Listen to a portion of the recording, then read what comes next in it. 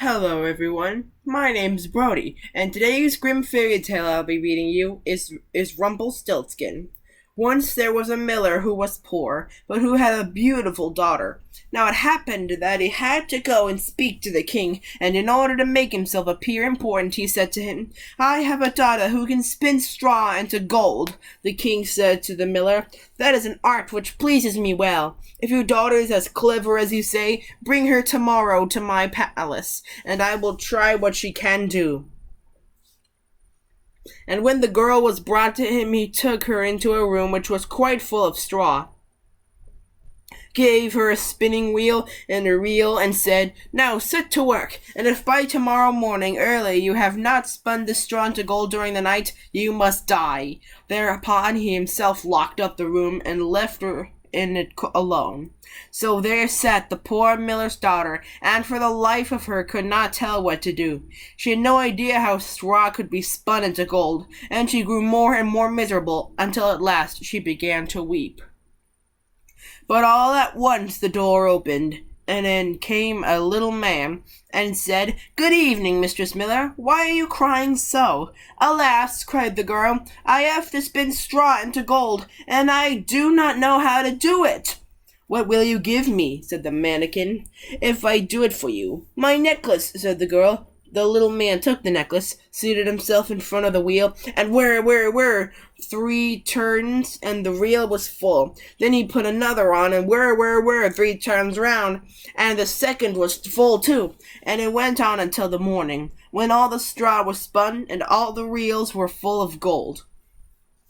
By daybreak the king was already there, and when he saw the gold he was astonished and delighted, but his heart became only more greedy. He had the miller's daughter taken into another room full of straw, which was much larger, and commanded her to spin that also in one night, if she valued her life. The girl knew not how to help herself, and was crying, when the door again opened, and the little man appeared and said, "What will you give me if I spin the straw into gold for you?" "The ring on my finger," answered the girl. The little man took the ring again, began to turn the wheel, and by morning had spun all the straw into glittering gold. The king rejoiced beyond measure at the sight, but still he had not gold enough, and he had the miller's daughter taken into a small larger room full of straw, and said, "You must spin this too in the course of this night, but if you succeed you shall be my wife." "Even if she be a miller's daughter," thought he, "I could not find a richer wife in the whole world." When the girl was alone, the mannikin came again for the 3rd time and said, "What will you give me if I spin the straw for you this time also?" "I have nothing left that I could give," answered the girl. "Then promise me, if you should become queen, your first child." "Who knows whether that will ever happen?" thought the miller's daughter, and not knowing how else to help herself in this strait, she promised the mannikin what he wanted, and for that he once more span the straw into gold. And when the king came in the morning, and found all as he had wished, he took her in marriage, and the pretty miller's daughter became a queen. A year after she had a beautiful child, and she never gave a thought to the mannikin. But suddenly he came into her room and said, "Now give me what you promised." The queen was horror-struck, and offered the mannikin all the riches of the kingdom, if he would leave her the child. But the mannikin said, "No, something that is living is dearer to me than all the treasures in the world."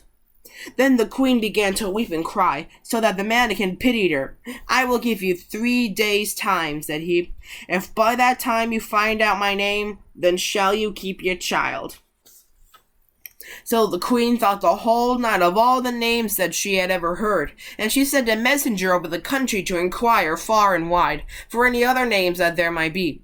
When the mannikin came the next day, she began with Casper, Melchior, Balthazar, and said all the names she knew, one after another, but to every one the little man said, "That is not my name."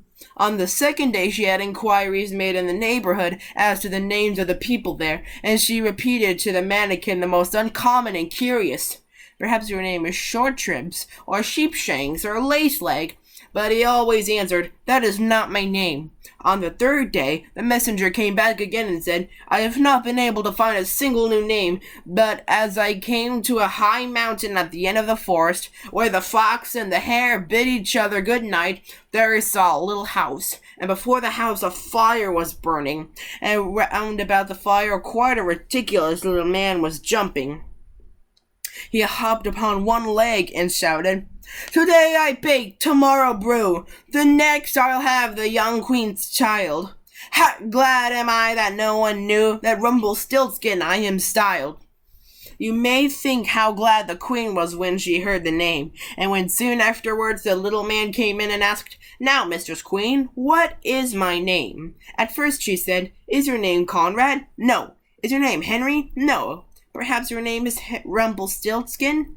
'The devil has told you that! The devil has told you that!' cried the little man, and in his anger he plunged his right foot so deeply into the earth that his whole leg went in, and then in rage he pulled at his left leg so hard with both hands that he tore himself in two. Be sure to like, comment, subscribe, and hit the notification bell so that way you won't miss any of my new episodes. But AdamzoneTopMarks, if you're watching this, please help me with the Super Mario Challenge. I just really need to complete this in order to unlock the new elements to create more courses for my parents to enjoy. This is me signing out.